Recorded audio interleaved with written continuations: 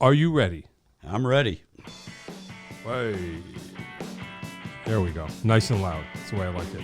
I heard that you like it loud too. I used to. I can't hear anymore. John Peckman Podcast, Connecticut Valley School of Music and Dance, beautiful downtown Portland, Connecticut. Come go over the bridge. Just go over the bridge. That's all. Not the Rainbow Bridge. Just the bridge. Go over the bridge. Pull a Yui. Park in front of the music store at the red neon light.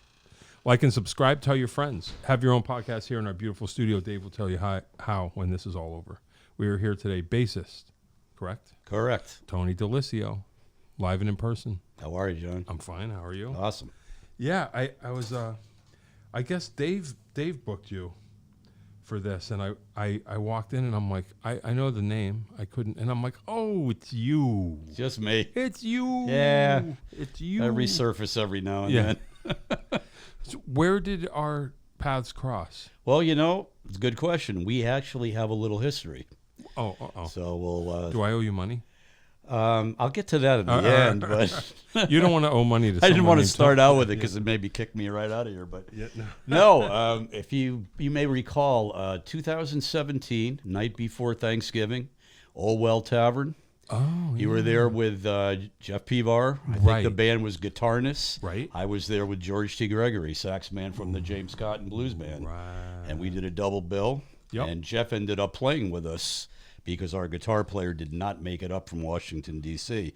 So Jeff did God bless him, he did two shows that night. Yeah, I bet. But where you and I come in, and I think we met, but we did a big jam session at the end of the night, if you remember, and I was playing bass. Yeah, So yeah. that's the first one. Okay. The second time was probably about a year or so. Don't take offense. I don't remember a lot. I was I going don't to know say why. that's why I'm bringing it up, because I did not make an impression, apparently. Yeah, but you're like April 18th. No, that's not true. No, I'm kidding. I don't remember the names and dates. 2017. I think it was the next year. Well, I remember 17 because I had gotten George back. George was living out in Utah, Okay. and I hadn't seen him in like 25 years. So the next year, I think is summertime, you were doing a gig down at Lenny's. Sure. I think you guys did Yeah. a weekly thing. Yeah. I did about 3 sub dates That's right. on that, where That's you right. and I did play That's right. together on That's those. right. And then the last one is we didn't actually play in the same room, but we were on a same CD. Oh. I don't know if you have the CD, but I brought it. Al Guimarães. Yeah. So you had already recorded the drum tracks, and he hired me to lay down bass on 3 tunes, and we actually played on one of them. Gotcha. So I didn't know if he ever gave you a hard copy of it or not. Oh, yeah. Yeah. I figured, no, he I have sent all me this a stuff. bunch of, 6 months ago. Which one is that? This is Bravo Sierra. Yeah. Oh, yeah. Yeah. Yep. So That's I cool. believe it was a blues track or whatever. Yeah, we yeah, played on. yeah. But so Cool. that's our little history. Nice. Yeah. Nice. Very nice. Yeah. Why not? It You was, And then this. and now this. Now this. Now. I'm ready. Cool. I'm ready. So tell us about yourself, what you're doing now that we might want to know about. Okay. Well, for the last 4 years, I've been the bassist with the Mighty Soul Drivers. Oh, okay. That's been Yeah. been pretty nice. We did a You CD. guys are making some noise, right? Yeah. A lot of originals. Yeah. Memphis soul music. Who else is in that? Bob Orsi Sure. on vocals. Yeah, yeah. John Smeda, sax man. Steve Donovan, Dr. John. incredible keyboard player. Yeah. Peter Rost, drums. Okay. Neil Tin is the trumpet player. Okay. And then Larry Willie Okay. on guitar. Well, you all just made the list. If you heard your name, reach out. Exactly. Yeah.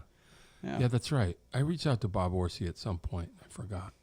Yeah. That's what happens. Bob and I had played together in 1985 in a band called Mr. Big. Oh, okay. And I had not seen him in a long time, and ended up being in the Soul Drivers. So Cool. Yeah. That's cool. Yeah. Where you guys playing at? We've been doing a lot of gigs all over, but the kind of stuff that we do is an every week kind of band. Yeah, right. Do a lot of Theodores, Yeah. Black Eyed Sallies. Yep. On the larger end of it, we've done Jimmy's Jazz and Blues in Portsmouth, New Hampshire. Cool. The Levitt Pavilion, Yeah. places Yep. like that. Yep. So like you say, like a Memphis soul spectacular. yeah, kind the of selected covers that we do are all Memphis soul Yeah. stuff, and the originals are similar but a little bit more Yeah. contemporary, I guess. thing. Yep. But it's great to be playing, at least 60-70% originals on the gig and having people buy it. Yeah, that's cool. Well, it's danceable too, that kind of Right. music, so that helps a little bit. Right, But right. How did that all get started?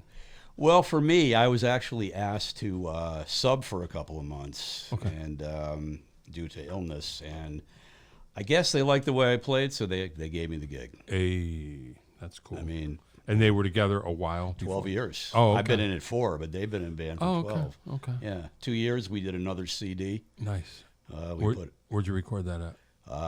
Horizon Studios. Right, that's what I'm thinking. Yeah. Figuring it out. Everything that the Vic touches turns to gold down there, man. Yeah, especially lately. I was just happy to be on a CD. They had already had a first one that I play songs off of, but wasn't me on it. Yeah. And didn't even think about if anything would happen with it. Got a lot of good reviews. The CD was #1 for 16 weeks straight. Hey. On the Roots Rhythm Report, Rhythm Roots, whatever it is, report. Sure. But I mean, Cool. it's good to have it, but Well, we'll see what, Well, We're still here. Yeah. Well, I mean, interest is interest, right? Absolutely. You know. It was nice to get accolades like that. Yeah. Why not? Why not? Finally. Yeah. I Exactly. guess, right? Yeah, And well, we're gonna get to that. we're all, keep playing. Yep. Yeah. Yep. I hear you. So I'm doing that. I also have another band that I'm in now that's very new. It's called Beyond 69. Okay. And that is music of 1969. Gotcha. Kind of done our way, arrangement-wise. Whoa. And Now you got me thinking already, trivia-wise. I'm going to tell you what your set list is. Go ahead. and original material will be our second set. Okay. So we're having our first gig this Friday at the MGM up in Springfield. Oh, nice. Nice. Yeah, so we're going to see how it works. Wow. Let me think. Good Lord. 1969. There and abouts. Okay. Well, tell us some of your... We do a arrangement of Woodstock, the song Woodstock. Sure. We do Get Ready. Yep. I Got a Line on You by Spirit. Oh, nice. Yeah, bringing that back. Missing some here. We do a interesting, funkier version of Give Me Shelter. Oh, By cool. the Stones. Cool. Yeah. So it's things like that. Yeah, pretty yeah. much. Yeah. Songs we kind of liked, but were popular back in the day. Yep. But kind of rearranged them a little bit our own way. Sure. It's not a trivia band, but it's an era that we're trying to cover. Yeah, right. I mean, I think that's our age group. Yeah. Wow. And that music was good back then, though. Yeah, I yeah. mean, for very much freer. People were doing a lot of different things, so Yeah, seems like it. seems like it, Yeah. or was, from Yeah. what I remember. Yeah, right. Well, I was born in 67, so I wasn't quite You're there. a youngin', man. Well, I guess. So how did it all start for you? Take us back to the beginning, if you can remember. Yeah, I actually started as a drummer. Oh, okay. And I looked around my neighborhood, and there was 3 or 4 other guys playing drums. Yeah, right. And I said, I'm never going to get a band this way. And actually, it started with Where was this? Wethersfield. Oh, okay. Yeah. Cool. And it actually, what kind of turned me off about being one, I think it was in 5th or 6th grade, and they brought the drum teacher, or he was head of the band in Wethersfield High. He came to the school, and we had a little assembly, and said, if you want to learn how to play drums, I'm going to come here once every other week, but you need to get a pad, you need to get some sticks. So I had my parents go out. We had a little music store in town, got me a pair of sticks and a pad. Next time he comes, I go down there, and he looks at me, he goes, what do you got those for? I said, you told me to go get pad and sticks. I never said you were accepted yet.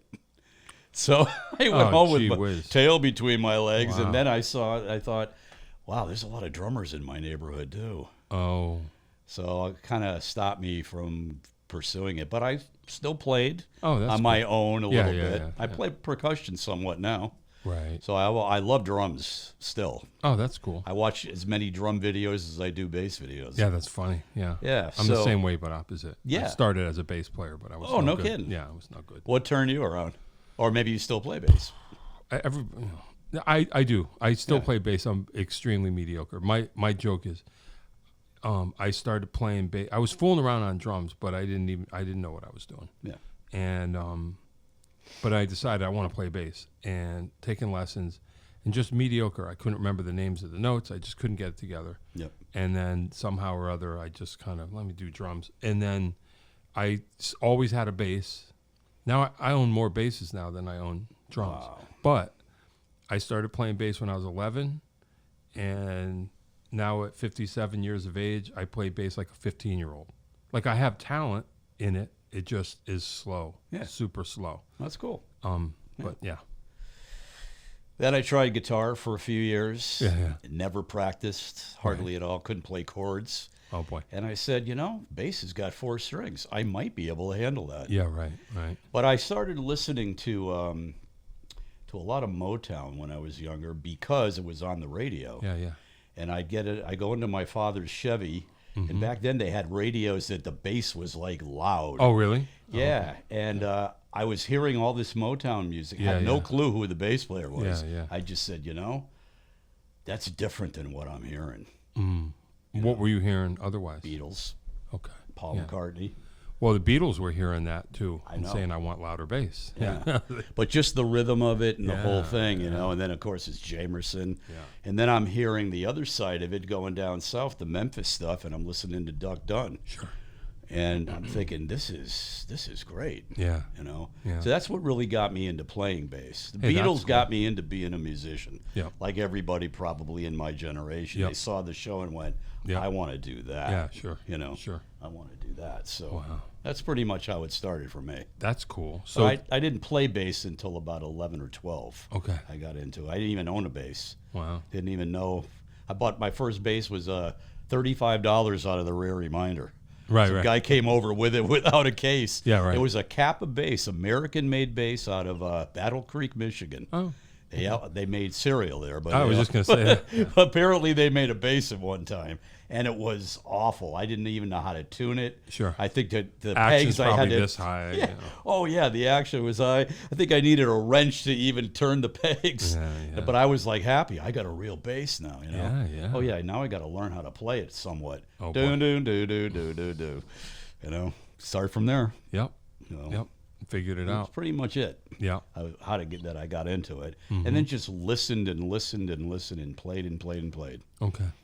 So no like real lessons. Not from on bass, just but on figuring it guitar out. I did. Oh, okay. Yeah, a lot of Mel Bay One books starting and all that stuff. But yeah, I had that. So you kind of start to figure it out. Yeah, Piece it together. yeah. What was like the first song you nailed that you were like, okay, I'm ready? Boy, maybe Born to Be Wild. Yeah, right. Yeah. Certain gigs when I was younger, where I played, if you didn't play that, you wouldn't get out alive. Right. So it didn't matter if you knew the rest of it. Yeah. You better low with that one because we're playing it in the first set and the last set. Yeah. You know. Yeah, So, that's funny. Yep. Yeah. You guys do you guys do that in your band? No. You're like, nope, we're not doing that. Not yet. one. Yeah, not yet. I don't know what year was that. Maybe even before '69. I bet. Yeah. Yeah. Yeah, that's a good question. I did like Steppenwolf, but that was a little overplayed. Yeah, I think so. Yeah. I mean, Not much you can do with that song. we're gonna look up when that was. Whoops. Not really sure. Pretty close, probably. Yeah. Let's see. Yeah, it can't be. It can't be. I liked John Kay. He was cool. Oh yeah. Yeah. Let's see. Born to Be Wild. Steppenwolf.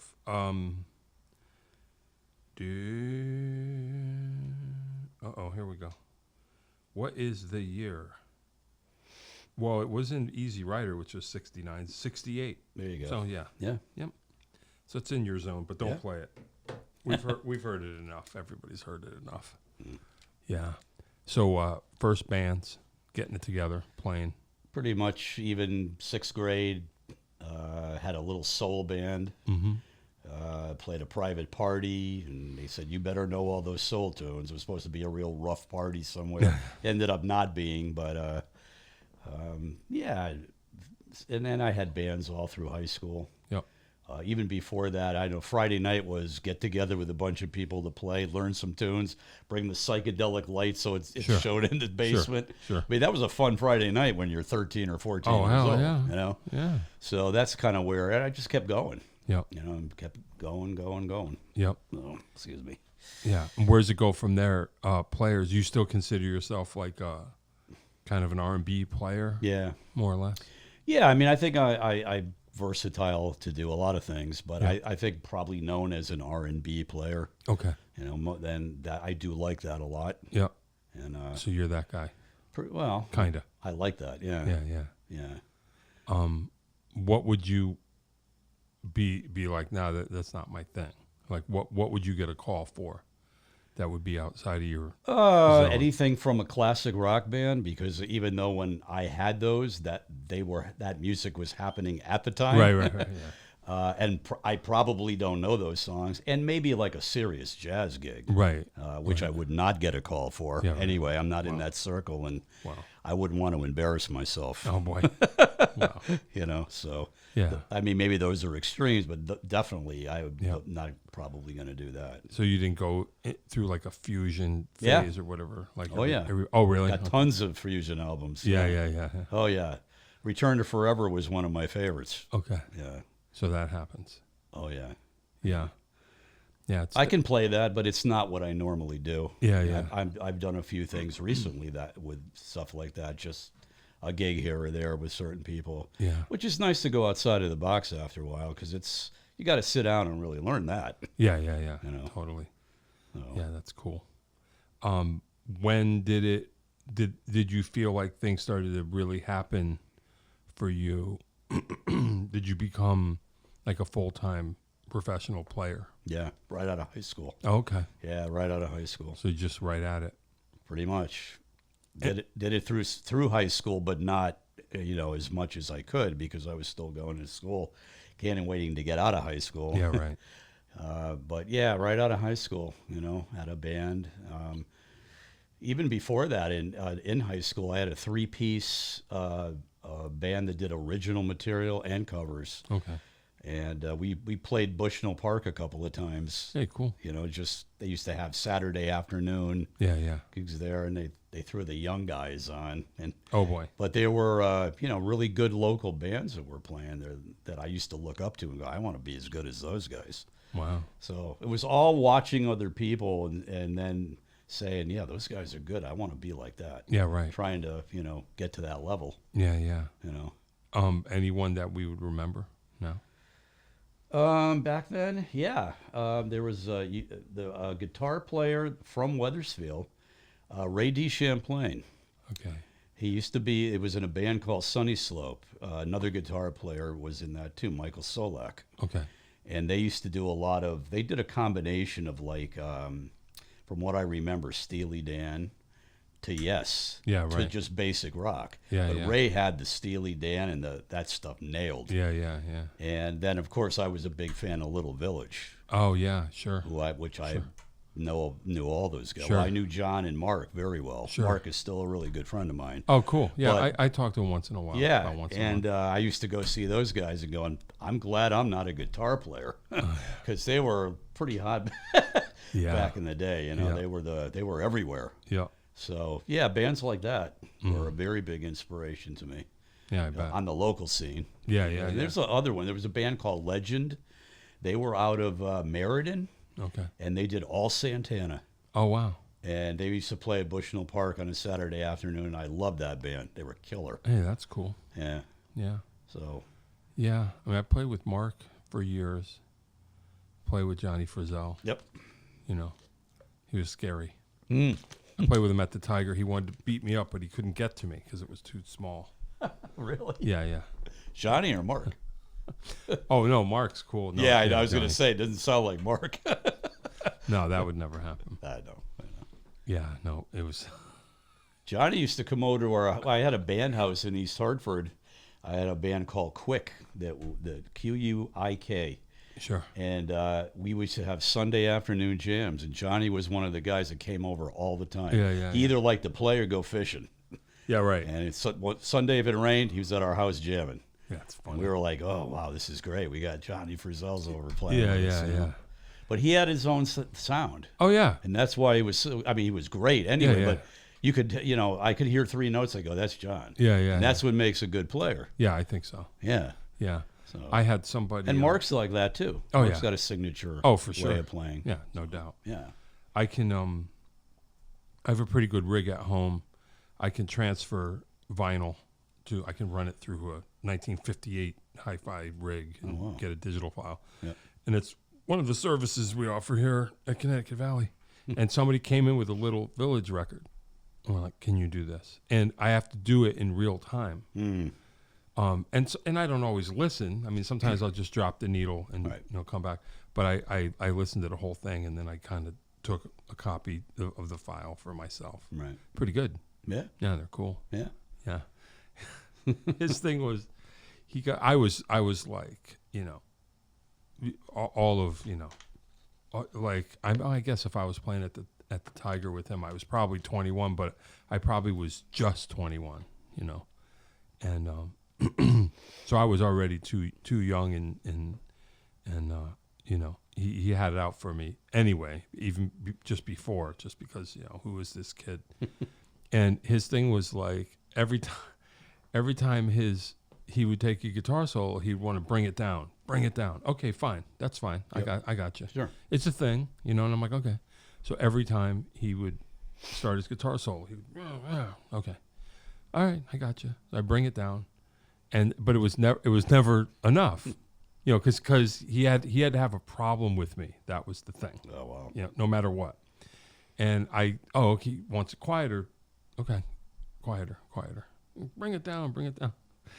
And at one point, I unplayed. I stopped playing. Yeah. I was barely playing, and then I stopped and wasn't playing at all. And he's like, bring it down. And I'm like, I'm not playing. Like, I'm not. Wow, I've never seen him do that. And he got so mad at me because I talked back. He came at me. Was this a jam or just a pickup gig, or? Was it the old Tiger before they made It was, where it was. Not only that, it was in the. Do you remember when it was in the booth in the window? Oh, that's. I mean, that was before good. It was even. Wow. Yeah, okay. That's why he couldn't get at me, which was lucky. I forgot about that, but yeah, you're right. It used to be in the. Yeah, and I think it was probably, him and Mark and maybe Bert. Oh sure, maybe, yeah, or whatever. But yeah, that's my. And then we became pals. But I was scared to death of him. but yeah, I mean, you can't bring it down any more than not playing. I just was like, there's no drums audible. I'm not even playing. Hey, I'll go to the bar and have a beer. I'll bring it down as far as you want. Yeah. Wow. Yeah. Oh well. That's a pretty funny story. No, it's all right. No, and then we became pals. Yeah. But yeah, I was scared. Like, oh boy, this is it. This is the deep end. Yeah. But yeah. Yep. So, off to college or no, just doing it? Yeah, just right off to playing. Doing it, okay. Doing odd jobs, but I played probably 17 years of pretty much only being a musician. Cool. All different kinds of bands. Yeah. Just to, put bread on the table. Yeah, I hear you. I went through the whole, commercial thing of playing the Holiday Inns and that's what you back then, what I guess they called dance bands. Now it was like a show band-ish kind of thing, and but a lot of the gigs were Holiday Inns and Ramada Inns. Wow. And you'd hit the road sometimes and whatever, but I would only stay in those until I found something else. Yeah, right. It was right, but those were around. They were that was around a lot. Wow. But the thing about it was though you played the same set and the same songs every night. Mm-hmm. So once you learned it, I can remember watching like a basketball game at the bar, playing this Billie Jean over and over again. Wow. But that's what was happening back then. In terms that music was that's how far back it was. Yeah, right. Yeah, that's crazy. Yeah, that's funny. I guess I never thought about it. Like that was a gig. Oh yeah. And then it was a working man's gig. I mean, that's what you did to make. Well, for me, I did it only because it was 5 nights every week. Yeah. And you would a lot of times you would play at least 2 weeks, if not a month, in the same place from Tuesday to Saturday or whatever. Wow. And usually the middle of the week was just businessmen. Yeah. But then the weekends, the place would be packed. Wow.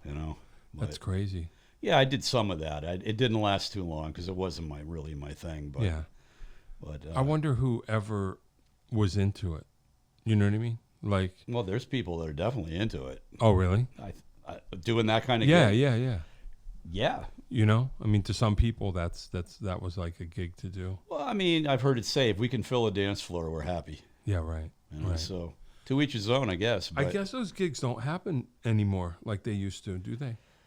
oh, I they're wonder if still they do. around. Oh, but really? I don't think it's not in the hotel type of. So Yeah, I don't yeah. know when that stopped. But Yeah, I just wonder. Now you got me thinking. Like, I wonder when hotels were like, we don't need to do this. I don't know. They were really popular back in the. So this is probably 70s, mid 70s, whatever. Yeah. Yeah, that is interesting. I'd have to think about that. Or And even 80. yeah, I never thought about it. That was like a viable gig. I guess people who were looking for live music, I guess they would at least know. Maybe that was the theory. Back then. Yeah. You had a band in every available venue, just because that's what people expected for their night out or whatever. Yeah, as long as you were playing the hits and they could dance, you're golden. Sure. I mean, there were bands that did it really well and other bands not so well, but the result was kind of the same. Yeah. Yeah. Yeah. Well, I mean, they're providing it's a service. Sure. And people still do that. I mean, Sure. I have nothing against dancing or Right. having people come to Oh, I do. I don't want anyone dancing anywhere near me ever anywhere. sell some beer. Yeah. But yeah, I did that for a while, but then I lucked out. A buddy of mine, do you know Mike Risley? Did you know Mike Risley? No. We grew up together. He was actually the original drummer in Street Temperature. Oh, okay. And I was in my apartment in Hartford. I was getting married at the time, and I hadn't seen him in a while. And he called me, and he said, what are you doing?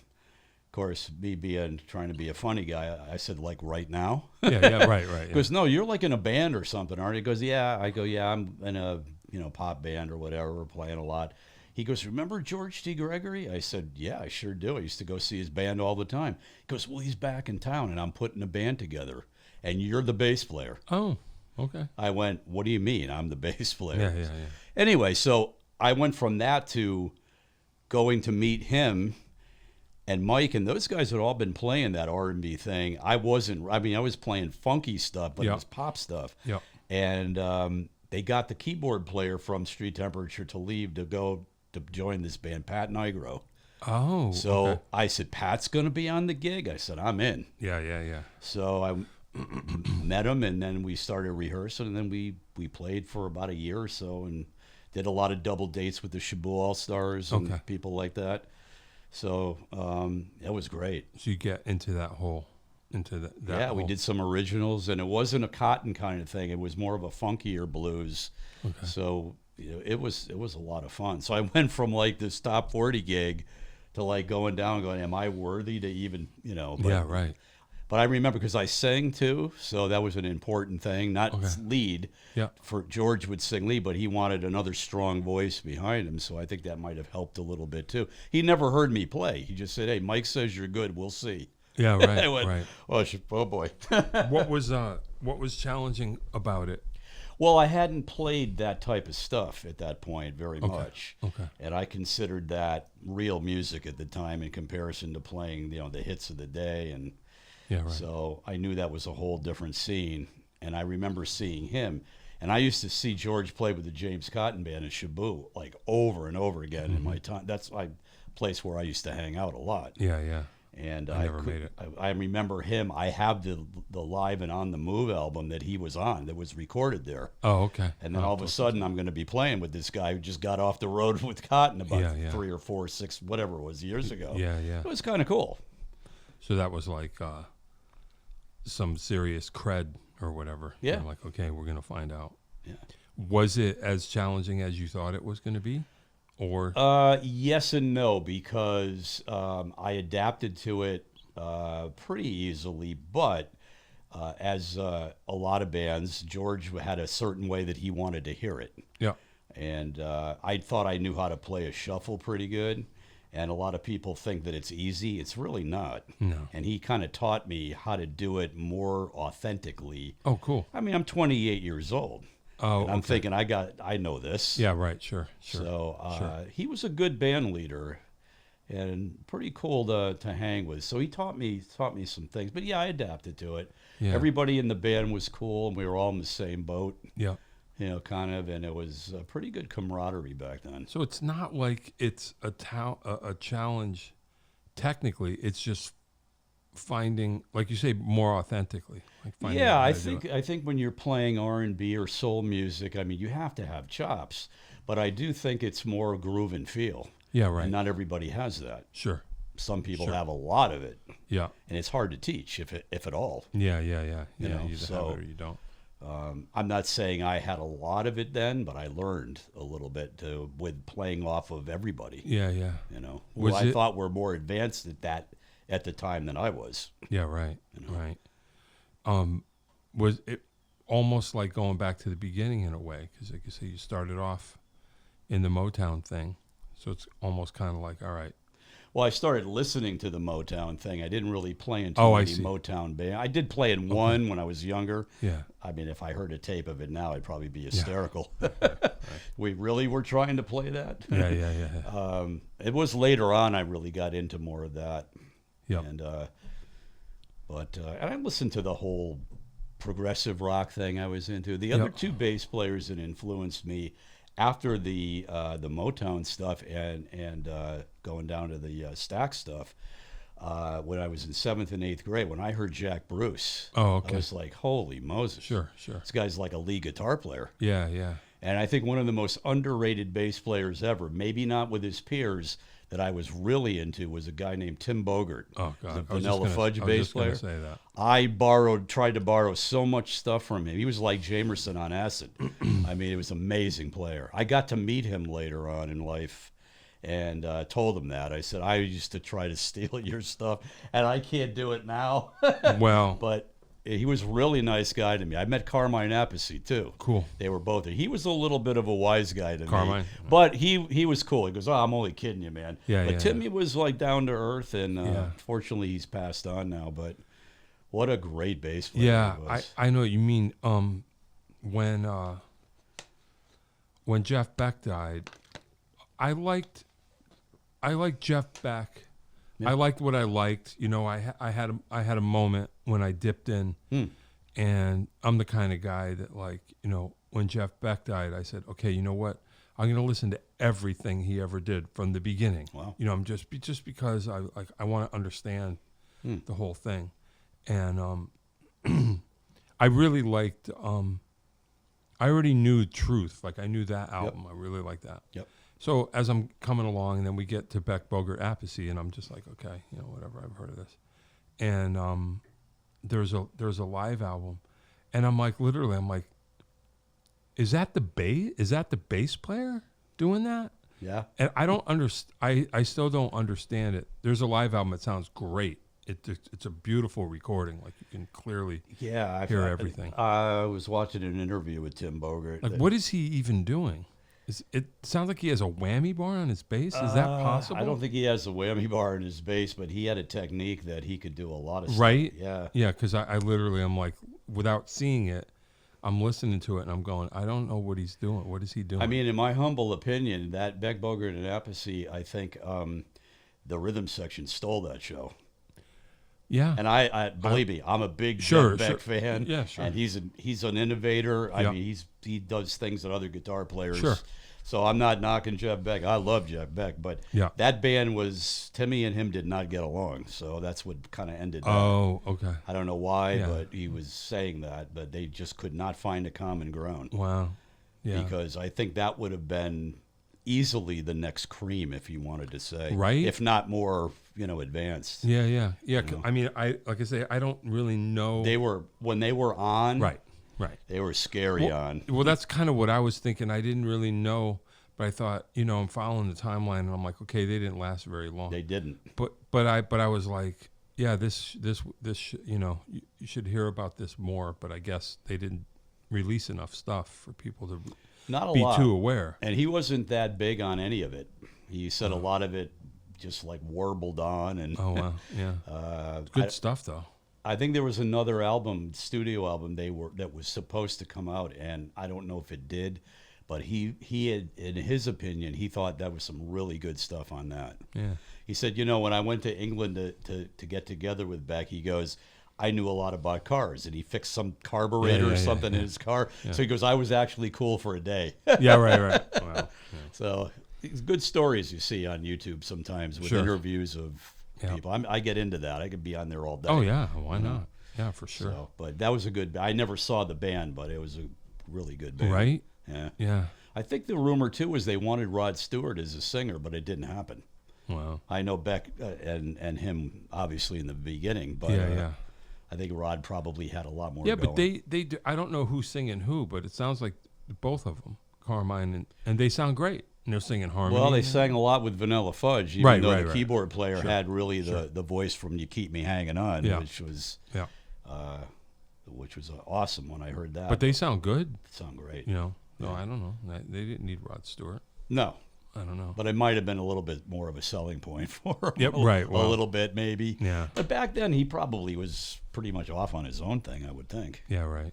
Yeah. He didn't really need anybody either. Well, Carmine ended up playing with him anyway. Right. On. I'm reading Kenny Jones's book, Drummer. Mm-hmm. So, small faces become faces. And I'm right at the point where Rod quits the Faces. And what I guess I didn't really realize. I love those early Rod Stewart records. Me too. And I didn't realize that he was doing that at the exact same time as the Faces. I didn't either. Yeah, actually. they were. I think might even made the first record, his first solo record, I think. But anyway, Rod just decides kind of like, all right, I think I'm gonna kind of go do my thing, and then he plays with Carmine. Like it's starting. Yeah. That period.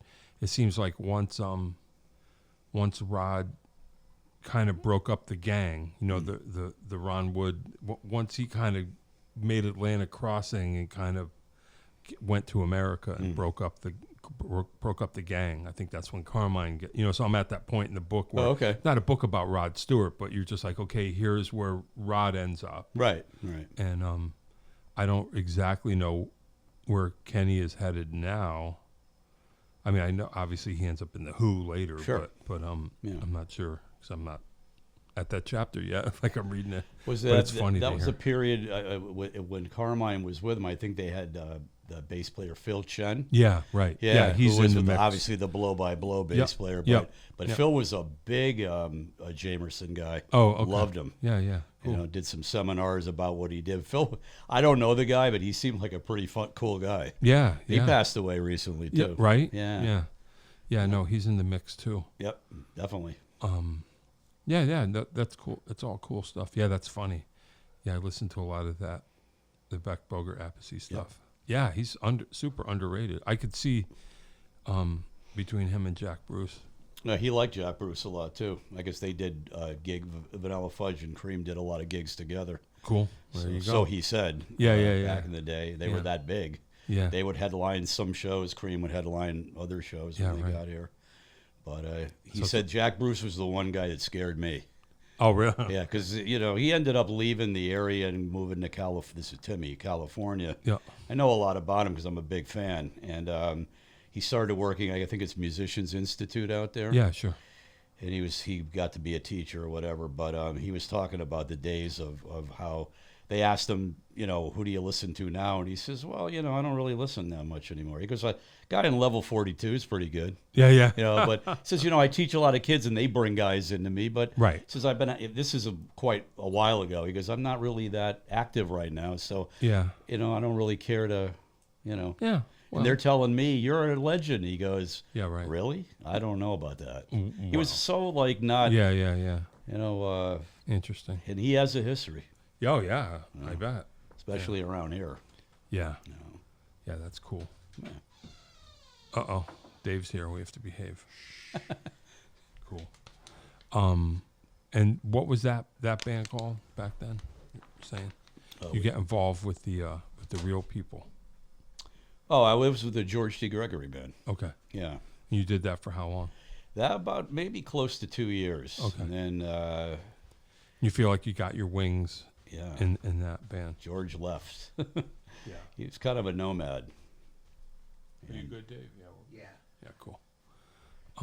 Then I did a stint with a band called Mr. Big that had Bob Orsi was the singer of that band, Paul Nigro on Sure. sax, Sure. and Pat on keyboard, Wow. who went into it after the George C. Gregory broke up, and a guitar player, Greg Burrill, Oh yeah. Yeah. was a good friend of mine, and he was supposed to be the guitar player with us at the Old Well Tavern. Oh, that's right. Yeah, it was a big, yeah. That's right. And I had jammed with them at the Hungry Tiger in June when Jeff, George, and Greg did like a reunion. Oh. And I sat Right. in with them, and that's when I got talking with George. He said, if you can book some gigs, I think I might come back. Right. And Greg's into it. Right. But I found out that he hadn't played in like 10 years or something. Oh boy. And he sounded like he had been playing. He was a great player. Yeah. He had that attack that would just peel paint off. Yeah, yeah. I was in 8 to the Bar. I would hear about Greg. He was a night to the bar. He was. Yeah. And I would hear about him, but it was before my time. Oh, okay. And there was a period when briefly we were between guitar players. Yep. And actually, if you wanted to name drop, we'll figure it all out. See how much of this you know. Okay. So when I joined 8 to the Bar, this would have been probably in 1990.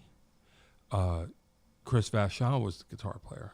Eight to the Roomful of Blues. Yeah, Yeah. and yeah. he I did not know that. he got the call to join Roomful, which for him was the dream. Sure. And who can blame him? I mean, we all love that band. Sure. And, but unfortunately for Cynthia, like he just quit. I mean, he wasn't a jerk about it. He's just like, I gotta go. I gotta like, They go. want me to go. Yeah. And in between us like auditioning and finding guitar players, she called up Greg, and he came up from Florida or whatever. It's Jacksonville. Right? Yep. And that's when I met him, and we played. I don't remember for how long, but a month or two or something Sure. like that. Yeah, it was. So he came back then because when He I came saw him back. last, he was leaving for Jacksonville around that time. Oh. And the last gig I ever saw, I didn't even know he was in 8 to the Bar. I saw him Oh, in okay. Enfield around 4th of July. They were playing outside. Mm-hmm. And I talked to him, and he looked completely different than the last time I had seen him. His Oh, hair really? was real long. Yeah, yeah. And he goes, this is my last gig with the band. I'm moving to Jacksonville, Florida.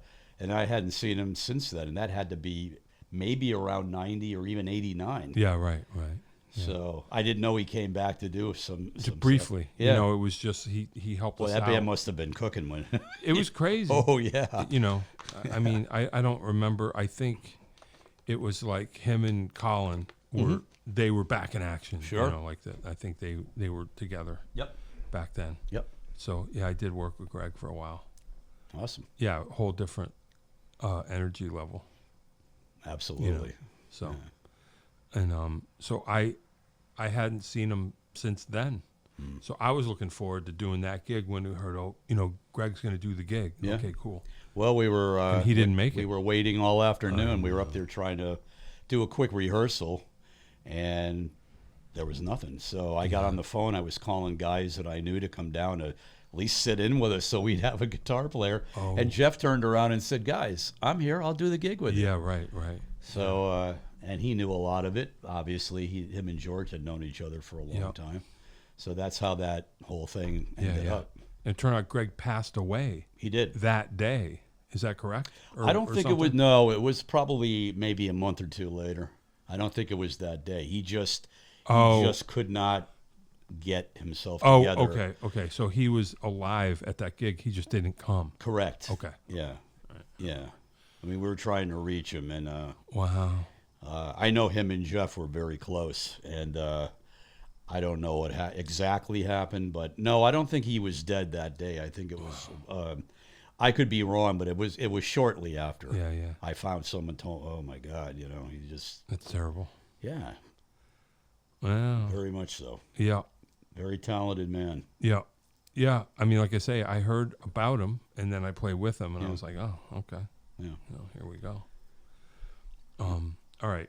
We're getting close-ish. I have some kind of wrap-up questions that I get to that prompt other general areas Sure. of discussion. But we have enough time. So before we get there, is there anything else that you want to talk about that we didn't, or fill in any blanks here or anything like that? Probably is, but I really can't think of it. But you're doing the thing with the Soul Drivers. Yeah, I'm very actively playing and with the new band. And I've had my own band, the Groove Section, since 2016. Wow. Started as a trio, and I built it to where within months I had 6 gigs a month. Well, okay. But I don't do it much anymore for a lot of reasons. I mean, it's hard, when you're on the phone and someone says, how many people can you bring? Right, I know. And I'm not playing pop stuff either that much. Right. Right. And COVID really killed a lot of the accounts that I had. Yeah. I was doing like restaurant bars, so you could get away with playing a fusion tune to a James Taylor song. Right. Right.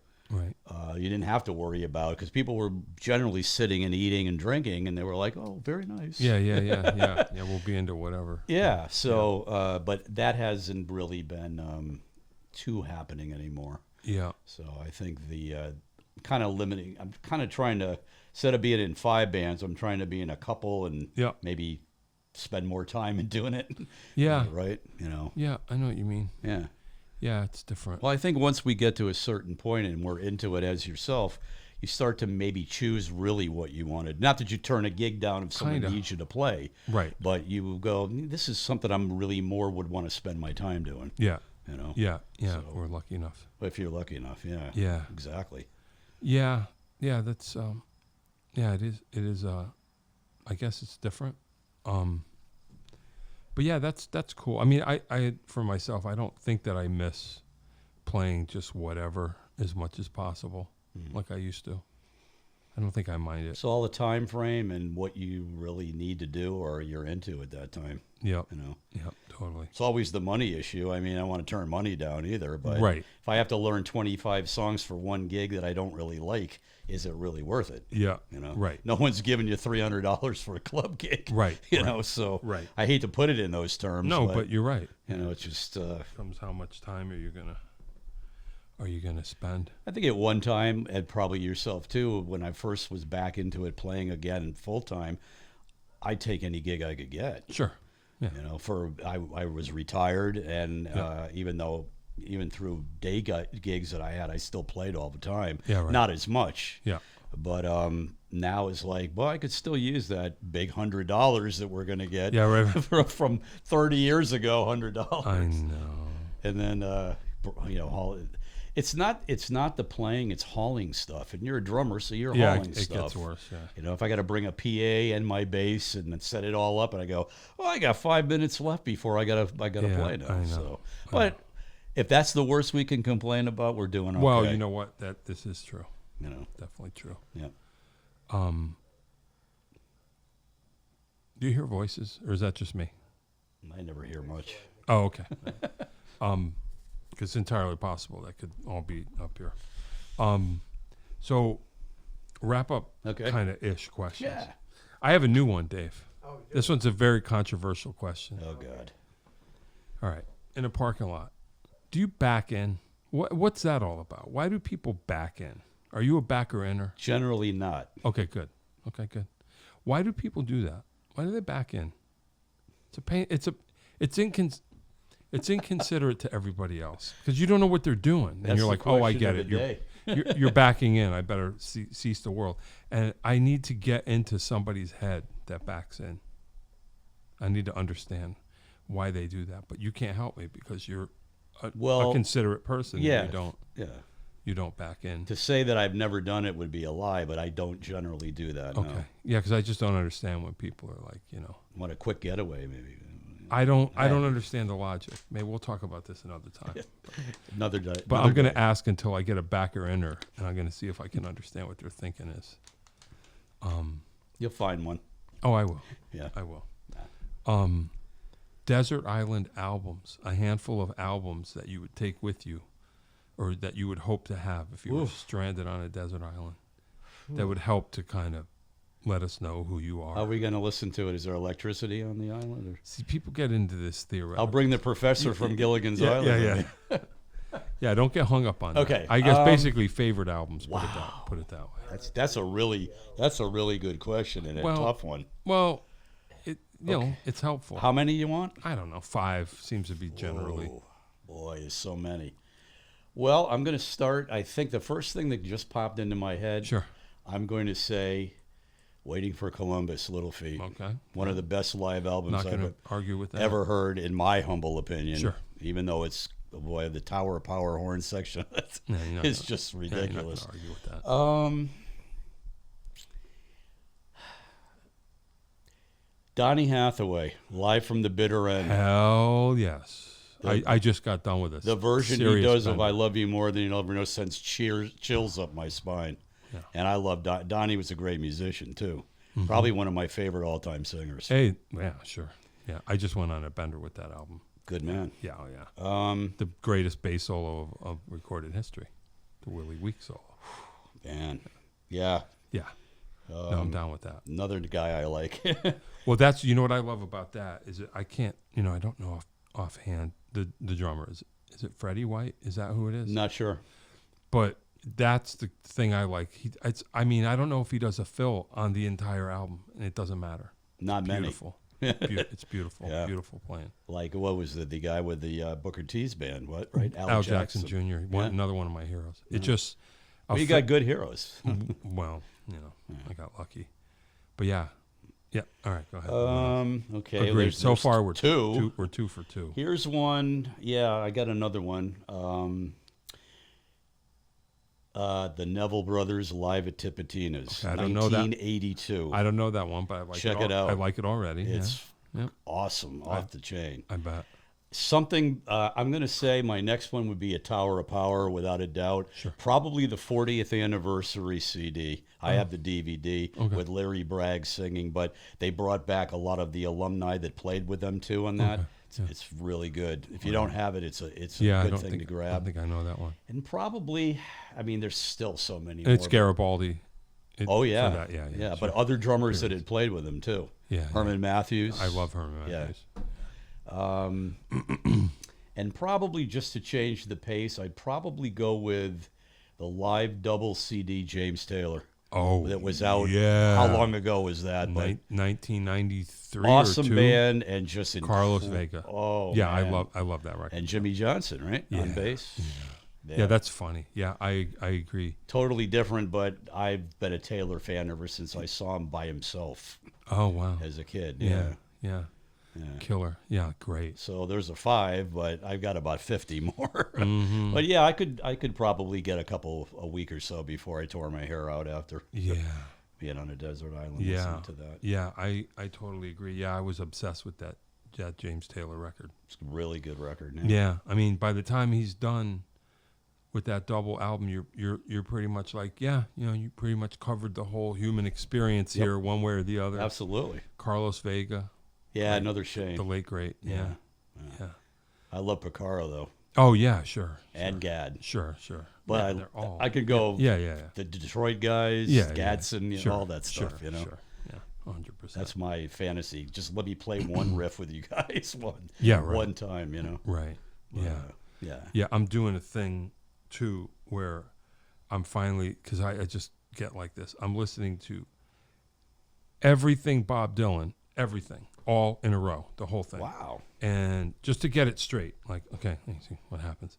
And Hell of a writer, I'll give him that. yeah. And I'm in the early 80s where he made a couple of records at Muscle Shoals, and it's great. Yeah, I You're bet. just like, oh, okay. I mean, everything is great in its own way for different reasons. Sure. But all of a sudden, and there's actually, I'm at a record where they went to Muscle Shoals, but for some reason they didn't use Roger Hawkins, which I was just like, oh man, too bad. But Mark Knopfler was involved, so he had his drummer. Wow. But it's David Hood, you know, it's all the other Muscle Sure, Shoals guys. And it's still great. Oh, I mean, bet. you know. And then the next record they do at Muscle Shoals, it's all those same cats, but Mark Knopfler's off the gig, but it's Keltner on drums Oh wow. in Muscle Shoals, and it's great.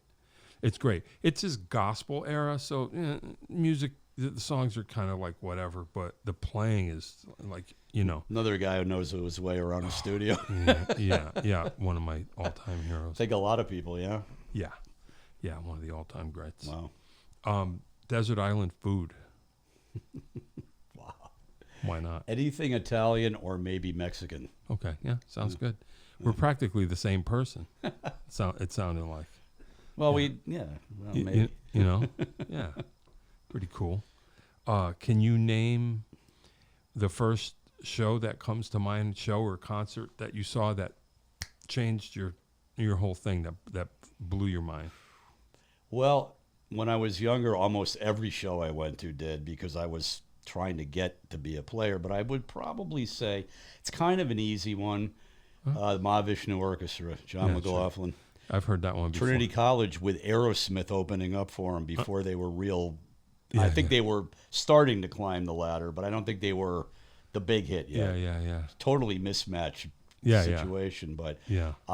From the gong hit, my mouth was on the floor. And I'm a big Billy Cobham fan, and I got to meet Billy at the Blue Note Oh, that's a while cool. back. Yeah. Recently, not back in that time. And I reminded him of a story about him playing at the Shaboo with George Duke. Oh, okay. I went up to him at the end of his gig, and I said, do you have been remember the place you played called the Shaboo? And he looked at me like, who is this guy? And he goes, the place with the water tower? I went, oh, yeah. that's the one. He goes, wow, how do you know that? I said, because I'm probably close to your age. And so it was the George Duke Billy Cobham band, and man, did you guys tear it up. Yeah, I bet. And he was like freaked out that I actually even brought that up to him. Yeah, that sounds. I said, just wanted to meet you, thanks. Yeah, right. No, that would be scary. Yeah, I can imagine that. I never made it to the Shaboo. It was over by the time I hit the scene. Right. But that's all I heard about, the Shaboo. It was a unique place. Yeah. I never stepped foot in there. Everybody played there. Yeah. You Yeah, know? I see it. I've seen it. I heard all about it, and I think you can look things up now. Did you hang at the Shaboo a lot, Dave? I've seen a couple of shows there. Yeah. But yeah, that's pretty wild when you think about it. You got Awesome. Yeah, it's actually official, because you look it up. I heard about it, but because I've heard people, it's one of those scenarios where in reality there was 5 people there, but then you have 100 people are telling you that they were there, But I remember Colin Tilton told me he saw the Police at the Shaboo. Correct. And it's actually true. It was their second gig ever in the U.S. They played CBGB's and then the Shaboo the next night. So I guess if you saw the Police at the Shaboo. I think the story that I heard Lefty tell was he booked him for like $400 for one night. Yeah, right. Sure. And then about a month or two later, Roxanne broke it big. Right. And some guy who's interviewing Lefty goes, did you ever have him back? Yeah. Lefty goes, they were an arena band by then. They weren't coming back to my place. Yeah. You know? Well, I guess, the Shaboo, they did the Chance in Poughkeepsie, which we've all played. That's what I hear. You can just look up the itinerary and you're like, yeah. I guess you got to start somewhere in the Northeast. Yeah. Shaboo, I guess, was the real deal. Well, it launched some people, but it also kept other people going. The Chicago blues guys came through there, and they were like the wallpaper. Yeah. Not in a bad way. Yeah, they were there all the time. Yeah, that's great. And that's where I cut my teeth on listening to a lot of those right. guys. Yeah, that must have been wild. You think of how lucky. And I've seen everybody from Gil Scott-Heron to Cold Blood, or whoever was there. Jazz got Miles Davis played there. Yeah, that's crazy. Yeah, maybe there is, but where's the book about the Shaboo? Someone's got to be writing that. If there isn't already one. Yeah, I don't. There should be one. They did some type of documentary on it. I saw some one of the local. Well, it wasn't that long. It was maybe 20-minute blur. But I would think that there may be a book coming out. There's got to be. Yeah, there's got to be.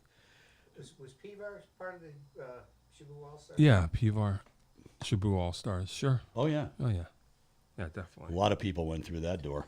Yeah. I'm too young. They don't know who I am. If Lefty needed a guitar player, he'd just call somebody up, and Elvin Bishop would show up. Yeah, right.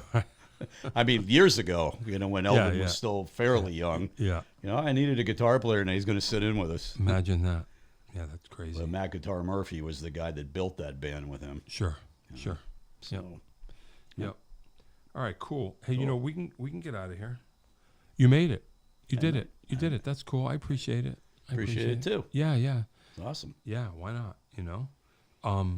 Any famous last words? What's next? Where are you playing next? With the new band that I have, Beyond 69, will be this Friday at the MGM Commonwealth Room up in Springfield. Okay, yeah, this might hit before then.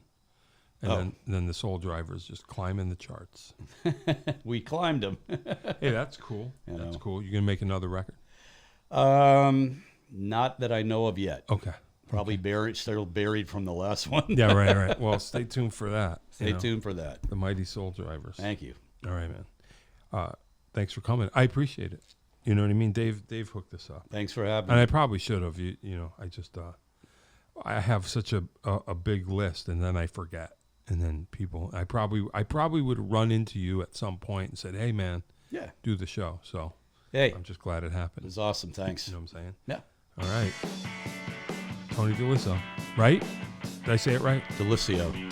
It's okay. Sorry. It's close enough. Tony Delissio was here. Bass player extraordinaire. The Mighty Soul Drivers and Beyond 69. He was here. Thank you for coming. Thank you for having me. I appreciate it. All right. Hey, John Peckman Podcast, Connecticut Valley School of Music, then go over the bridge, go through one set light, turn, make a U-turn and all that. Have your very own podcast here in our studio. Dave will tell you how, and also tell your friends, tell your neighbors, be on the show with me. It's easy. Like and subscribe. Yeah. There you go. Tell your neighbors, tell your friends. Like and subscribe. All right. Thanks a lot, kids. Thank you for coming. I appreciate it. Thank you, man. We'll see you. That is all. If you'd like to start your own podcast, give us a call at Connecticut Valley School of Music and Dance. Our professionally designed podcast space is here for all your recording needs. Rent out our studio to do interviews with up to 4 people, to record audiobooks, social media content, and all other recorded material. Our rentals include a private studio along with our professional-grade podcasting equipment, and we can customize your output to whatever your needs are. We also have green screen capabilities, which will expand to video capability if you so wish. So check us out here at convalley.net/podcast.